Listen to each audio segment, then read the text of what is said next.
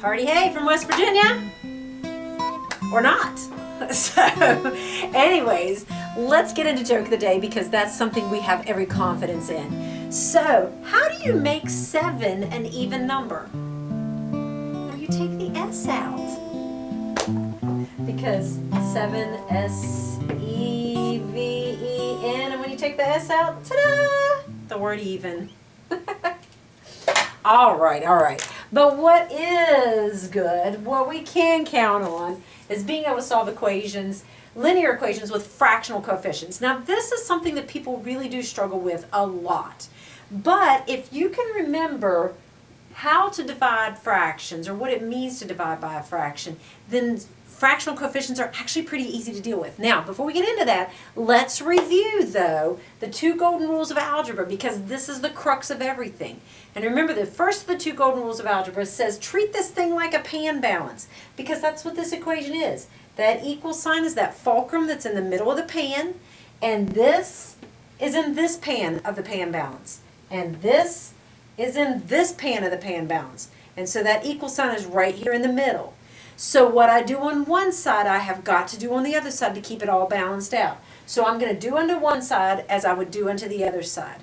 And then the second of the golden rules says I'm going to undo what has been done to the variable, what has already been done to the variable. I'm going to undo it in opposite order. In other words, I'm going to reverse those order of operations. Now, this is still the type of equation where it only takes one step to solve it, so this idea of reversing the order of operations still doesn't quite come into play, but I want to keep reiterating that because it's going to be critically important as we get into 2-step equations and more than 2-step equations. So, take a look at this example here of this equation that has a fractional coefficient. Here's my variable of k. Notice its coefficient is not just a 5, it's not just a 9, it's a 5/9. Now, because that 5/9 is sitting right up against the k, remember, right up against indicates multiplication. So that 5/9 is being multiplied to that k.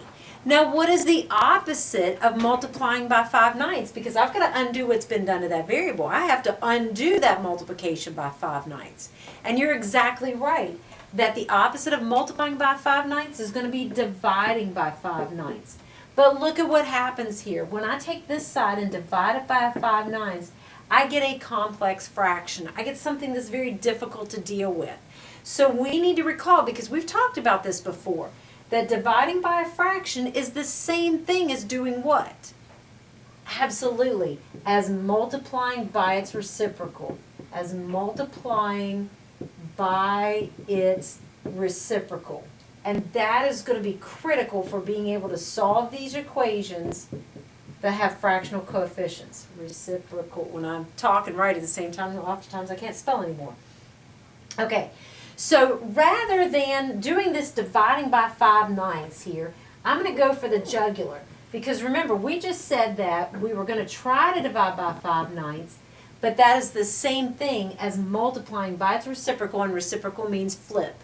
So I'm going to flip it to 9/5, and these are the same operations. So I'm going to go for the jugular. It's cleaner, it's faster. I'm just going to go ahead and multiply by 9/5 because there we are multiplying fractions. And remember, what do you do when you multiply fractions? Oh yeah, you cancel on those diagonals. You're in that math gang of mine. We're going to cancel on those diagonals. The 9s are going to cancel, the 5s are going to cancel. That gets that k completely by itself like I wanted to happen. So now, remember, I'm going to do unto one side as I do unto the other side. So that 9/5 that I multiplied over here, I'm going to multiply by 9/5 on the other side as well. Now, here it is again, back into that gang. We're going to cancel on those diagonals. I'm going to put that 10 over a 1, and notice what happens on that diagonal for the 10 and the 5. 5 will go into both of them. 5 goes into 5 once, 5 goes into 10 twice. Take a look at this diagonal here with a 9 and a 1. Anything going to cancel? Nope. Remember, technically you should check up and down. We don't just cancel on the diagonals and shoot straight across. Technically, cancel on the diagonals up and down and then shoot straight across. So 2 over 1, nothing cancels. 9 over 1, nothing cancels. We are now ready to shoot straight across. And remember, the beauty of checking up and down as well is that when you do that shooting straight across, I guarantee, 100% promise, 100% guarantee that when you multiply, it will be simplified in the end and you won't need to think about it. So we've got a negative 2 times a 9 is going to be a negative 18. There is my answer. Now, just like always, we can check this to make sure that it's right. And remember, in order to check, what I have to do is take this number that I found, put it where I see the k. So instead of 5/9 times k is now 5/9 times a negative 18. And when I do that multiplication, I better get the same thing that I got on the right-hand side, which is a negative 10. So here we are again multiplying a couple of fractions. I'm going to cancel in those diagonals. I'm going to put that 18 over a 1. And when I check this diagonal here, sure enough, 9 goes into 9 once, 9 goes into 18 twice. So I'm going to check up and down, but nothing happens with a 5 and a 1 and a 2 and a 1. And when I multiply across, 5 times negative 2 is a negative 10. And are the left and the right-hand sides the same? Did I create truth? Absolutely. So that means that is the correct answer. All right, let's try one more of these, because this is something that people struggle with. So I want to make sure you get plenty of practice with it. So notice here again, here's that variable L. What has already been done to the L? Well, that negative 3/5 is sitting right up against it. That indicates multiplication. So I'm going to undo multiplying by a negative 3/5, and that the opposite of that would be to divide by that negative 3/5. But we talked already about what a complicated fraction that becomes. And so we said we're going to go for the jugular, cleaner and faster, to just simply multiply by its reciprocal, which means to flip. So I'm going to multiply this side by that negative 5/3. And there it is again, that multiplying of fractions in that gang symbol, that math gang. And notice here that the 3's cancel, the 5's cancel, and I get a negative times a negative is positive. Ta-da, there it is, the L's by itself. Beautiful. Now, what I do on this side, I have got to do on this side as well. So I'm going to take this side over here, multiply it by that negative 5/3, and here again, I'm going to cancel on those diagonals. So I'm going to put that 40 over a 1 to create this diagonal here, and when I check that 3 and that 40, will anything cancel? Not this time. It doesn't always cancel, and so you just got to be careful about that. And this is the importance of recognizing that you need to flip, because 5 certainly will cancel into 40, but that would cause us a mistake. You need to multiply by the reciprocal to get rid of that coefficient that's there.